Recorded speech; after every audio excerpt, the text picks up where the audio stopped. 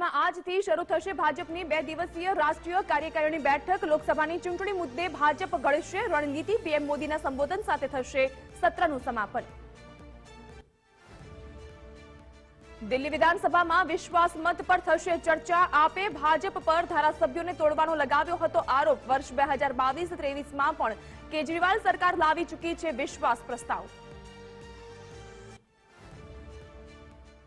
શરાબ કૌભાંડમાં દિલ્હીની Rouse revenue કોર્ટે હાજર થઈ શકે છે અરવિંદ કેજરીવાલ। ઈડીના 6 સમન્સ બાદ પણ હાજર નથી થયા કેજરીવાલ। રાહુલ ગાંધીની ન્યાય યાત્રા પહોંચશે વારાણસી। રાહુલ ગાંધી કાશી વિશ્વનાથ મંદિરમાં કરશે પૂજા। આ યાત્રામાં અપના દળની પલ્લવી પટેલ પણ લેશે ભાગ। સાથે જ 18 ફેબ્રુઆરીએ સ્વામી પ્રસાદ મૌર્ય પણ રાહુલ ગાંધીની યાત્રામાં જોડાશે।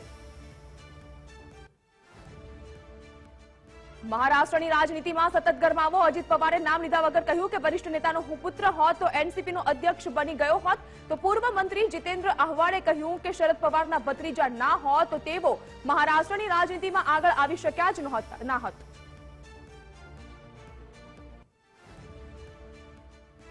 ખેડૂતોની દિલ્હી કૂચ 5મા દિવસે પણ યથાવત। પંજાબ હરિયાણાની બોર્ડર પર ચુસ્ત પોલીસ બંદોબસ્ત। ખેડૂત આંદોલનનો આજે 5મો દિવસ। કેન્દ્રીય મંત્રીઓ સાથે 5 કલાક ચાલેલી બેઠક નીવડી નિષ્ફળ। ખેડૂત પ્રતિનિધિઓ સાથે રવિવારે વધુ એક બેઠક।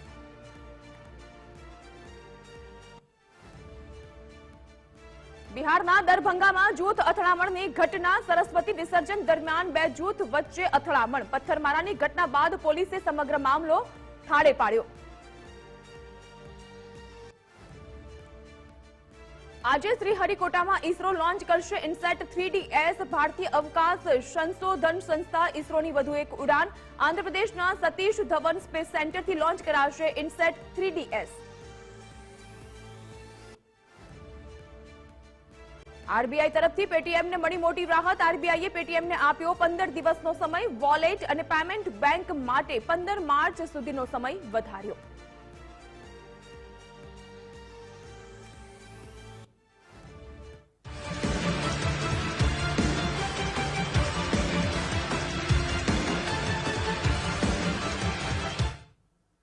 નમસ્કાર, આપ જોઈ રહ્યા છો ગુજરાત ફર્સ્ટ અને તમામ મહત્વના અપડેટ સાથે હું જાગૃતિ। બુલેટિનમાં સૌપ્રથમ વાત કરીશું ખેડૂતોના હલ્લાબોલ વિશે। ખેડૂત આંદોલન વધુને વધુ ઉગ્ર બની રહ્યું છે અને ઉગ્ર આંદોલનના આજે છે 5મો દિવસ। કેન્દ્રીય મંત્રીઓ સાથે 5 કલાક ચાલેલી બેઠક વધુ એક વખત નિષ્ફળ નીવડી છે। ખેડૂત પ્રતિનિધિઓ સાથે રવિવારે જોકે વધુ એક બેઠકનું આયોજન કરવામાં આવ્યું છે। આજે આંદોલનનો 5મો દિવસ છે ત્યારે બોર્ડર પર પોલીસ અને ખેડૂતો વચ્ચે ઘર્ષણ યથાવત રહેવા પામ્યું છે। હરિયાણા પંજાબની બોર્ડર પર ફરી એક વખત ચુસ્ત બંદોબસ્ત ગોઠવી દેવામાં આવ્યો છે। પોલીસ દ્વારા અહીં મોટી સંખ્યામાં જવાનો તૈનાત।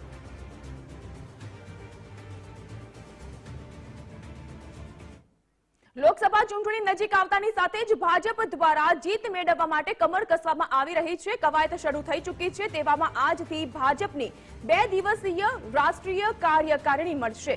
આ બેઠક દિલ્હીમાં ભારત મંડપમ ખાતે આયોજિત કરવામાં આવી છે। બેઠકની અધ્યક્ષતા પાર્ટીના રાષ્ટ્રીય અધ્યક્ષ જેપી નડ્ડા કરશે। કાર્યકારિણીની બેઠકમાં વિવિધ મુદ્દાઓ ઉપર ચર્ચા કરવામાં આવશે। જો કે વડાપ્રધાન નરેન્દ્ર મોદી રાષ્ટ્રીય અધિવેશન બેઠકના સમાપન સત્રને સંબોધશે।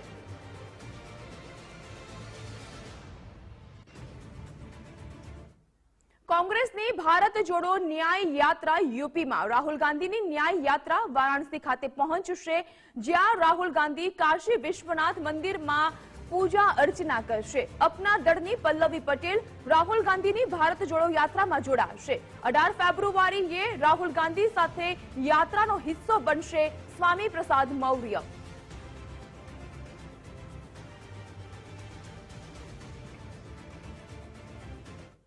દિલ્હી વિધાનસભામાં વધુ એક વખત વિશ્વાસ મત પ્રસ્તાવ લાવ્યા મુખ્યમંત્રી અરવિંદ કેજરીવાલ। આજે દિલ્હી વિધાનસભામાં થશે વિશ્વાસ મત પર ચર્ચા। આપે ભાજપ પર ધારાસભ્યોને તોડવાનો આરોપ લગાવ્યો હતો। ધારાસભ્યોને તોડવાના આરોપ બાદ હવે વિધાનસભામાં વિશ્વાસ મત 2022 અને 23માં પણ કેજરીવાલ સરકાર લાવી ચૂકી છે વિશ્વાસ પ્રસ્તાવ।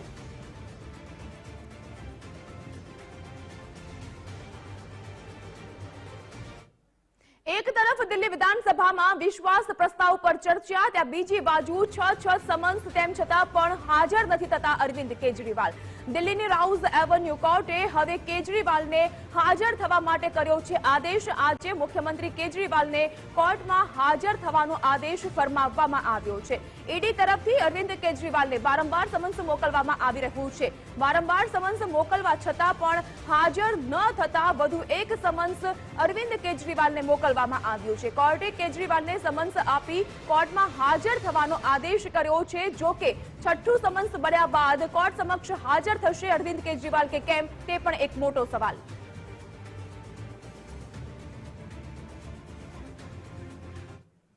કોંગ્રેસના બેંક એકાઉન્ટ ફ્રીઝ થવા મામલે હવે કોંગ્રેસ ઉગ્ર વિરોધ પ્રદર્શનમાં લાગી ચૂકી છે. અમદાવાદમાં પણ તેના અણસાર, કારણ કે અમદાવાદમાં ગુજરાત કોંગ્રેસનું આજે વિરોધ પ્રદર્શન.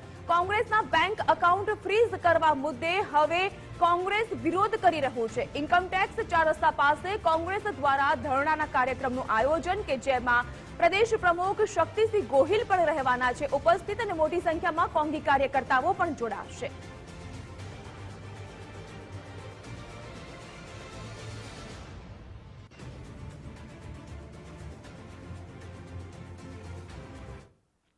અને હવે વાત કરીએ માં અંબા કરશે બેડો પાર તે વિશે.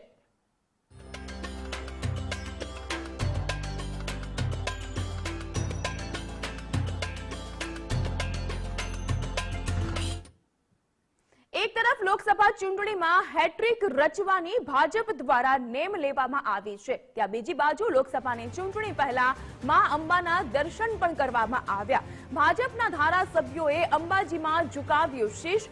લોકસભાની ચૂંટણી મુદ્દે ગુજરાત ફર્સ્ટ સાથે ખાસ વાતચીત પણ કરી. એક્સક્લુઝિવ વાતચીત કરવામાં આવી ગુજરાત ફર્સ્ટ સાથે. ગુજરાત ફર્સ્ટની ટીમે ડીકે સ્વામી સાથે કરી ખાસ વાતચીત. માના આશીર્વાદ સાથે આગળ વધીશું, આ નિવેદન ડીકે સ્વામીનું. વધુમાં એ પણ કહ્યું કે ભારતીય જનતા પાર્ટી આ વખતે હેટ્રિક કરશે. ધારાસભ્ય વિપુલ પટેલ સાથે પણ ગુજરાત ફર્સ્ટે કરી ખાસ વાતચીત, કે જેમાં તેઓએ કહ્યું કે ડબલ એન્જિનની સરકારમાં ડબલ ફાયદા જનતાને થઈ રહ્યા છે. ડબલ એન્જિનની સરકારે સપના સાકાર કર્યા છે.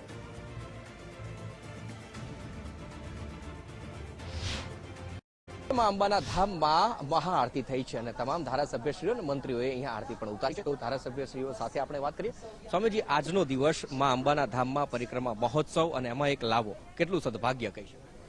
આજનો દિવસ મારા માટે અને અમારા સૌ સાથીદાર જે ગુજરાતના સૌ ધારાસભ્યો છે એમના માટે આજનો દિવસ એટલે ખુશીનો દિવસ છે, આનંદનો દિવસ છે.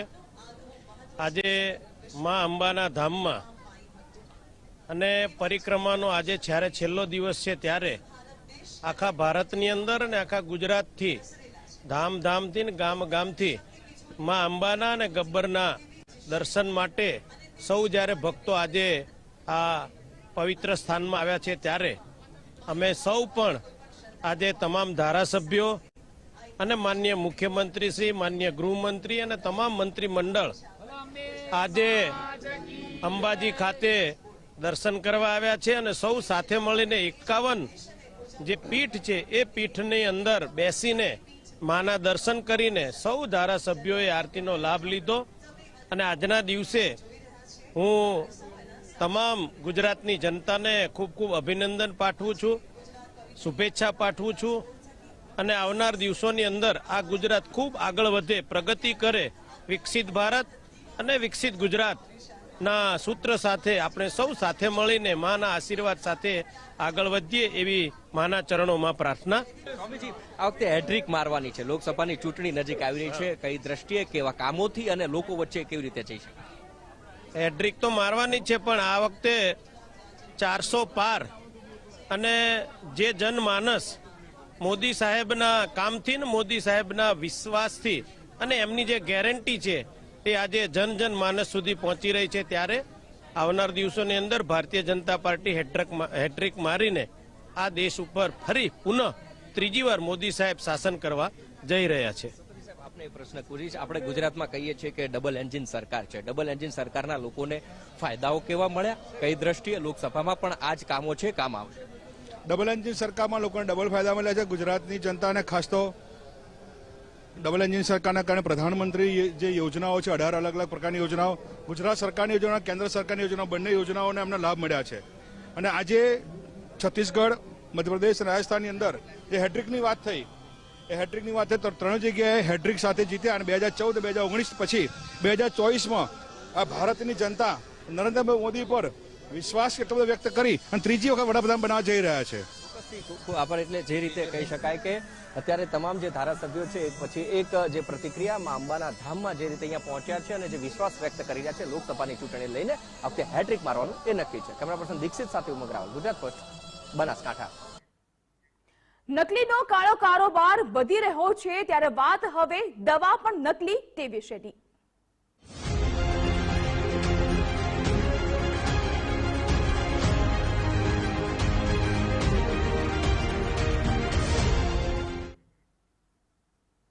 આરોગ્યને સુધારવા માટે, જે તે બીમારીથી બચવા માટે આપણે દવાનું સેવન કરતા હોઈએ છીએ, પરંતુ હવે તે દવા પણ નકલી. ફૂડ એન્ડ ડ્રગ વિભાગ દ્વારા અનેક જગ્યાએ દરોડાની કાર્યવાહી હાથ ધરાઈ. બનાવટી દવા બનાવતી કંપની પર ચાંગોદરમાં દરોડા પાડવામાં આવ્યા. બનાવટી એન્ટીબાયોટિક્સ બનાવતી કંપની પર દરોડા કરવામાં આવ્યા. દરોડામાં 1.25 કરોડનો મુદ્દા માલ પણ જપ્ત કરવામાં આવ્યો છે. રાજ્યની 11 દવાની દુકાન પરથી 51 લાખનો મુદ્દા માલ પણ દરોડાની કાર્યવાહી અંતર્ગત જપ્ત થયો. મુખ્ય ષડયંત્રકારી તરીકે નરેશ ધનવાયણી નામનું નામ સામે આવ્યું છે. ફૂડ એન્ડ ડ્રગ વિભાગની રેડમાં ચોંકાવનારી વિગતો પણ સામે આવી છે. દવામાં કન્ટેન્ટની જગ્યાએ ચોકના પાવડરનો ઉપયોગ કરવામાં આવતો હતો. જોકે મુખ્ય ષડયંત્રકાર તરીકે નરેશ ધનવાણિયાનું નામ સામે આવતા તેની સામે હવે કાયદાનો ગાળિયો પણ કસાઈ રહ્યો છે. તો સુરત, અમદાવાદ, સુરેન્દ્રનગર આ 3 અલગ અલગ દ્રશ્યો અમે આપણે બતાવી રહ્યા છીએ કે જ્યાં દરોડાની કાર્યવાહી હાથ ધરવામાં આવી. જે એન્ટીબાયોટિક્સ દવા બનાવતી કંપની હતી, પરંતુ એ એન્ટીબાયોટિક્સ દવા નકલી બનતી હતી. નકલી દવા બનાવતી કંપની ઉપર જ્યારે દરોડાની કાર્યવાહી હાથ ધરવામાં આવી તો મોટી માત્રામાં એ દવાનો જથ્થો પણ જપ્ત કરવામાં આવ્યો છે. લગભગ 1.25 કરોડનો મુદ્દા માલ દરોડાની કાર્યવાહી અંતર્ગત જપ્ત કરાયો. હતું અને એક દિવેશ જાગાણી નામની વ્યક્તિ એને આ કરી આપતા હતા. તો દિવેશ જાગાણી અને આ નરેશ ધનવાણીયા બંને ભેગા થઈને એક બનાવટી દવાનું કૌભાંડમાં દવાઓ બનાવીને વેચવાનું રાજ્યવ્યાપી, અને આમાંથી અમુક દવા ઇન્દોરમાં પણ ગઈ, ઇન્દોરમાંથી પણ પાછી આવી. તો એક દેશવ્યાપી કૌભાંડ હોય એવું લાગે છે. અત્યારે મેં લગભગ અમને જે મારી માહિતી મળી એ પણ અમદાવાદમાંથી લગભગ 4 પેઢી, ભુજમાંથી 1 પેઢી, વડોદરામાંથી 2 પેઢી, સુરતમાંથી 2 પેઢી અને ઈડરમાંથી 2 જે હોલસેલના દવાના વિતરકો છે એને ત્યાં અમે દરોડા પાડ્યા. ત્યાંથી પણ મોટો અમને આ દવાનો જથ્થો મળી ગયેલો છે. અને આ જે દવા બનાવવાનું જે છે એ લગભગ અમને આ ડિસેમ્બરમાં શરૂ કર્યું હતું એવું અમને બાતમી મળી છે. ડિસેમ્બરના ઉત્પાદન તારીખો અને બિલો મળેલા છે.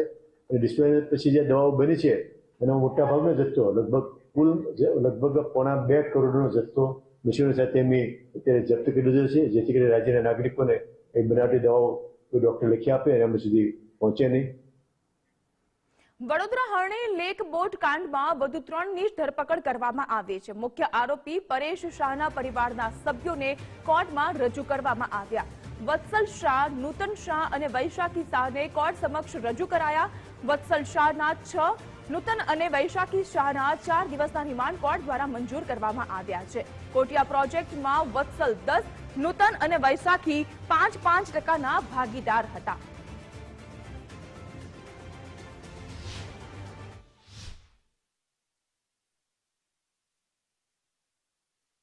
તે કોટિયા પ્રોજેક્ટના મુખ્ય ભાગીદારો પૈકીના વત્સલ્ય શાહ અને એની બેન અને એની માતા, જેઓના નામ છે વૈશાખી પરેશ શાહ અને નૂતન પરેશ શાહ.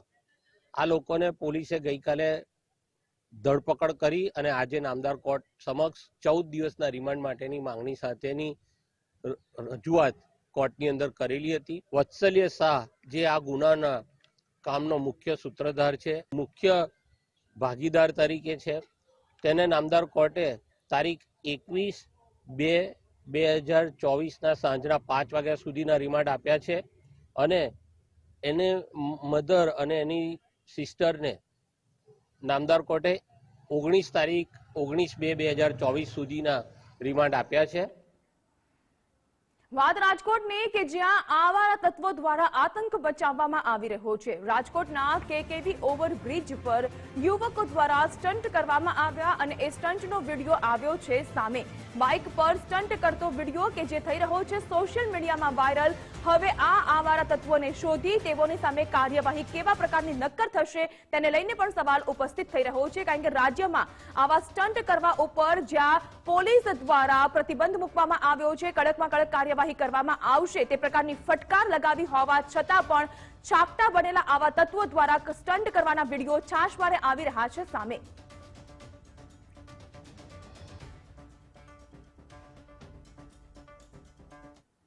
ગુજરાતમાં બાળકોના શિક્ષણ ઉપર વધુ ભાર મૂકવામાં આવી રહ્યો છે, પરંતુ સવાલ એ થઈ રહ્યો છે કે શું આ રીતે ભણશે ભૂલકા?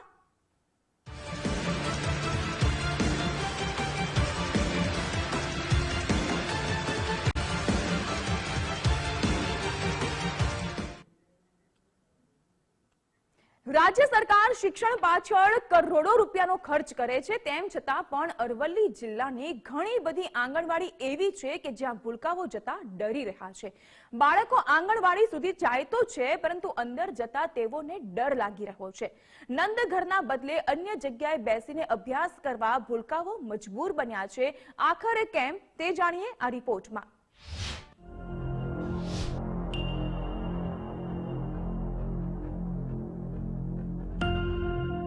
અમારે ભણવું છે પણ જીવના જોખમે નહીં. અમારે ભણવું છે પણ ભયના ઓથાર હેઠળ નહીં. નંદઘરમાં અમારે આવવું છે પણ ડર લાગે છે. આવા વિચારો દરરોજ આંગણવાડીમાં આવતા ભૂલકાઓના મનમાં આવે છે.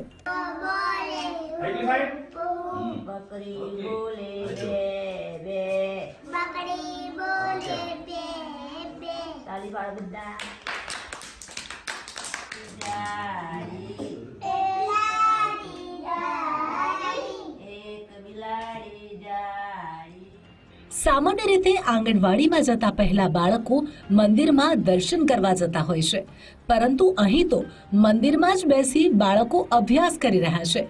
એવું નથી કે અહીં આંગણવાડી નથી. આ મંદિરની બાજુમાં જ નંદઘર આવેલું છે, તેમ છતાં ભૂલકાઓ મંદિરમાં બેસી અભ્યાસ કેમ કરી રહ્યા છે? તો સાંભળો, અહીં આખી આંગણવાડી જ મંદિરમાં છે. કારણ કે નંદઘરની હાલત એવી છે કે ત્યાં ભૂલકાઓ બેસતા ડરે છે. આંગણવાડી તો છે પણ તેના પોપડા પડેલા છે. હાલ પડું થઈ રહેલી છત અરવલ્લીના ભિલોડા તાલુકામાં આવેલા અસાલ ગામની આંગણવાડીની છે. અરવલ્લીમાં નંદઘરોની દયનીય હાલત. આંગણવાડીમાં બેસતા ભૂલકાઓને લાગે છે ડર. ભૂલકાઓ નંદઘરની જગ્યાએ મંદિરમાં બેસવા મજબૂર. સૌ ભણે અને સૌ આગળ વધે તેવા સૂત્રો વચ્ચે અરવલ્લી જિલ્લાની આંગણવાડીની આવી હાલત આજકાલની નહીં, 1 વર્ષ કરતા વધુ સમયથી છે. આ બાબતે લેખિત અને મૌખિક અનેક રજૂઆતો ઉપર સુધી કરવામાં આવી છે, પરંતુ અધિકારીઓના કાન સુધી આ વાત પહોંચતી નથી. અને જો પહોંચી છે તો અધિકારીઓને ફુરસત નથી. મારા બાળકો અસાલ ગામની આંગણવાડીમાં ભણે છે. તેમને આંગણવાડી આજે 2-3 વર્ષથી જર્જરી બની ગઈ છે. તે માટે સરકારે કંઈ અહીં પગલાં લેવા જોઈએ અને અહીં તાત્કાલિક આવી અહીંયા જોવે અને બાળકો શું હાલત છે. અને મંદિરની અંદર બહેનો ભણાવે છે તો નહેરના અવગણે પડી ગઈ તો જવાબદાર સરકાર રહેશે, એ અમારી વિનંતી છે. નંદઘરોની જર્જરિત હાલત, ભયના ઓથા હેઠળ ભૂલકાઓ. કુલ 1450 પૈકી 165 જેટલી નંદઘરોની જર્જરિત હાલત. એવું નથી કે અરવલ્લી જિલ્લાના અસાલ ગામની આંગણવાડીની જ આવી હાલત છે. જિલ્લામાં કુલ 1450 આંગણવાડી કેન્દ્રો આવેલા છે. તે પૈકી 165 જેટલી આંગણવાડીના મકાનો જર્જરિત બની ચૂક્યા છે. તેનું સમારકામ ન કરવામાં આવતા ભૂલકાઓ નંદઘરની જગ્યાએ અન્ય કોઈ જગ્યાએ બેસવા મજબૂર બન્યા છે. એ અસાલ ગામની અંદર આંગણવાડીના બાળકોને અમે મંદિરની અંદર બેસાડીને હાલ ભણાવી રહ્યા છીએ અને હું છેલ્લા ઘણા સમયથી તંત્રમાં રજૂઆત કરું છું. તાલુકા કક્ષાએ હોય, જિલ્લા કક્ષાએ હોય કે ગાંધીનગર કક્ષાએ હોય, અમે રજૂઆત કરીને થાકી ગયા છીએ અને અમને એવું કહેવામાં આવે છે કે કાગળ ઉપર તમારી આંગણવાડી મંજૂર તો થઈ જ ગયેલી હોય એવું કહેવામાં આવે છે, પણ હાલ આંગણવાડી મંજૂર થઈ નથી. અને અમારા સરકારશ્રીને નમ્ર વિનંતી છે કે આ બાળકો મંદિરમાં બેસે છે એની જગ્યાએ એમના મકાનના પૈસા ફાળવવામાં આવે અને મકાનની અંદર બેસી અને ભણે એવું અમે અને ગ્રામજનો ઈચ્છી રહ્યા છીએ. અસાલ બાદ ગુજરાત ફર્સ્ટની ટીમ જિલ્લાના વડિયોલ ગામ પહોંચ્યું. ગામની આંગણવાડીની સ્થિતિ પણ એવી જ જોવા મળી. આંગણવાડીના મકાન વગર બાળકો અન્ય જગ્યાએ બેસી અભ્યાસ કરતા જોવા મળ્યા. તો સોળપુર ગામની આંગણવાડીનું મકાન પણ જર્જરિત હાલતમાં હોવાથી તેડા ઘર કરનાર બહેનના ઘરે ભૂલકાઓને બેસાડી ભણાવવામાં આવે છે. ત્યારે જર્જરિત આંગણવાડીઓની જે હાલત છે તે પ્રમાણે આવી રીતે ભણશે ભૂલકા? કોઈ દુર્ઘટના સર્જાય તો જવાબદાર કોણ? ભયના ઓથા હેઠળ કેવી રીતે ભણશે ભૂલકા? તંત્ર કેમ નથી કરતું આંગણવાડીનું સમારકામ? સમારકામ માટે તંત્ર શેની જોઈ રહ્યું છે રાહ? કેમ અધિકારીઓના કાન સુધી નથી પહોંચતી વાત? વિકાસની વાતો કેમ માત્ર કાગળ પર જ થાય છે? આવા અનેક સવાલ ઉભા થયા છે. વિપુલ રાણા, ગુજરાત ફર્સ્ટ, અરવલ્લી. નજર અન્ય સમાચાર તરફ કરીએ. રાજ્યમાં હાલ બેવડી ઋતુનો અનુભવ થઈ રહ્યો છે. જો કે 2 દિવસ બાદ ફરી એક વખત ઠંડી પડવાની શક્યતા પણ વ્યક્ત કરવામાં આવી રહી છે. વેસ્ટર્ન ડિસ્ટર્બન્સના કારણે હળવી ઠંડી નોંધાઈ શકે છે. પવનની દિશા બદલાતા વાતાવરણ પલટાશે. લઘુત્તમ તાપમાન 2 થી 3 ડિગ્રી સુધીનું ઘટી શકે છે.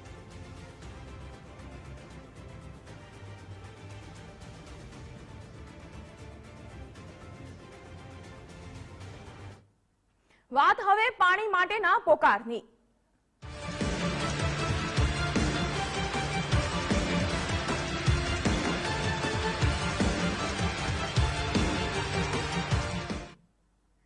નલ સે જલ સરકારની આ યોજના લોકોના ઘરે ઘરે પાણી પહોંચાડવા માટેની છે, પરંતુ ગુજરાતના હજુ પણ કેટલાક એવા ગામ છે કે જ્યાં આ યોજના તો પહોંચી પરંતુ પાણી હજુ સુધી પહોંચી શક્યું નથી. આપણે વાત કરીશું આવા જ એક ગામની કે જ્યાં ઉઠ્યો છે પાણીનો પોકાર.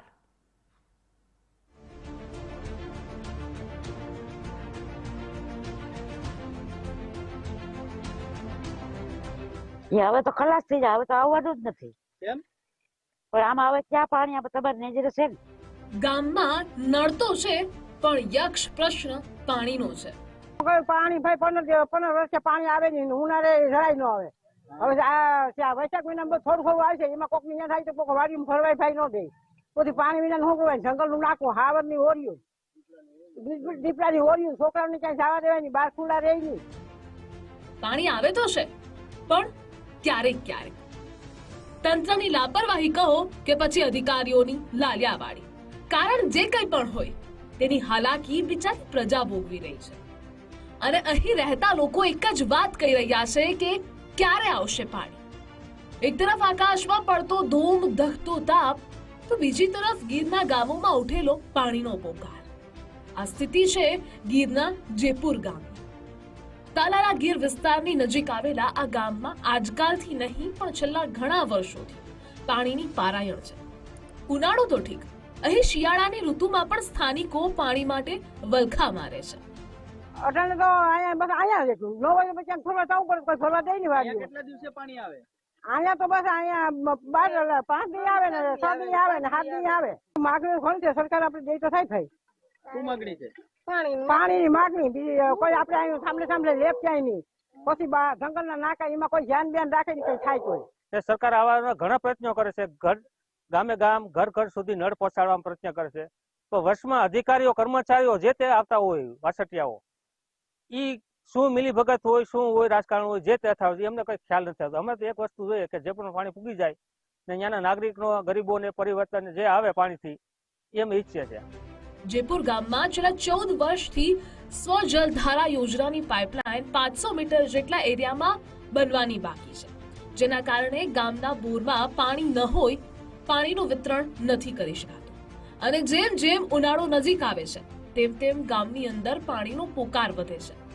વાડી વિસ્તારની અંદર ખાનગી કૂવામાંથી અમુક વખત મહિલાઓને દયા ખાઈને પાણી આપવામાં આવે છે, તો અમુક વખત પાણી ન મળવાના કારણે 2 થી 3 કિલોમીટર દૂર ગયેલ મહિલાઓ બળબડતા તાપમાં ખાલી બેડા લઈ ઘરે પરત ફરે છે. તો સરકારને અમારી હાથ જોડીને વિનંતી છે કે ગામ આખું પાણી વિનાનું છે, પાણી પીવાનું એને મળતું નથી.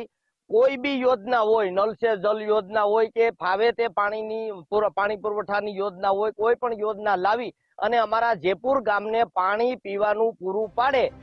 ગામમાં નલ સે જલની યોજના પણ છે, પરંતુ આયોજન વગર યોજના શું કામની? આ ગામમાં ઘર ઘર પાણી જેવી સરકારની વાતો પોકળ સાબિત થઈ છે. એવું નથી કે ગામમાં બોર નથી, ગામમાં બોર તો છે, પણ તેમાં પાણી નથી. ગ્રામ પંચાયત પાસે પાણીનો કોઈ સ્ત્રોત નથી. ગામમાં કુવા અને બોરના તળાવમાં પાણી રહેતા નથી, જેને કારણે 5 થી 7 દિવસે પાણી વિતરણ થાય છે. અને આ બાબતે પાણી પુરવઠાથી લઈ મામલતદાર અને કલેક્ટર સુધી રજૂઆતો કરી છતાં લોકોનો પાણીનો પોકાર અધિકારીઓના કાને પહોંચતો જ નથી. અરજી કરવા 3 વર્ષથી અરજી કરેલી છે. મુખ્યમંત્રી કેબિનેટમાંથી જે કંઈ પાણી પુરવઠામાં જિલ્લા કલેક્ટર એટલી રજૂઆત કરી 3 વર્ષથી, વર્ષમાં ચાર અરજી કરું છું, છતાં કોઈ જવાબ ન થતો. જ્યારે પણ આવે ત્યારે બધી તપાસ કરે, કોણીએ ગોળ થોપડીને વહી જાય, તમે છાંટા કરો, અમે આવતા વર્ષે આવવાના છે. 800 મીટર જેટલી પાઇપલાઇન ખેડૂતો ખેતરમાંથી પાઇપલાઇન નાખવા દીધેલ નહીં ન હતી, જેના લીધે રહી ગયેલ. અને હાલમાં એ નવી લાઈન નાખવાનું આયોજન છે, પરંતુ પાણી સમિતિ અસ્તિત્વમાં ન હોવાથી હાલમાં એ કામગીરી થઈ શકે તેમ નથી. પરંતુ ટૂંક જ સમયમાં પાણી સમિતિ અસ્તિત્વમાં આવે એ 800 મીટર પાઇપલાઇન નાખવાનું કામ ટૂંક જ સમયમાં પૂર્ણ કરવાનું આયોજન છે. નેતાઓ મત માંગવા દર વર્ષે આવે છે અને પાણી આવી જશે તેવા વાયદા કરે છે, પરંતુ અત્યાર સુધી આ દરેક વાયદા પોકળ સાબિત થતા નજરે પડ્યા છે. 1 દાયકાથી કરતા વધુ સમયથી પીવાના પાણીની સમસ્યાનો અંત આવતો જ નથી. જે ગામમાં પીવાનું પાણી ન હોય ત્યાં ખેતી અને પશુપાલનની તો શું વાત જ કરવી. ત્યારે આ પ્રશ્નનો કાયમી ઉકેલ તંત્ર લાવે છે કે નહીં, કે પછી આ પ્રશ્ન યથાવત રહેશે તે જોવું રહ્યું. અર્જુન વાડા, ગુજરાત ફર્સ્ટ, તાલાલા ગીર.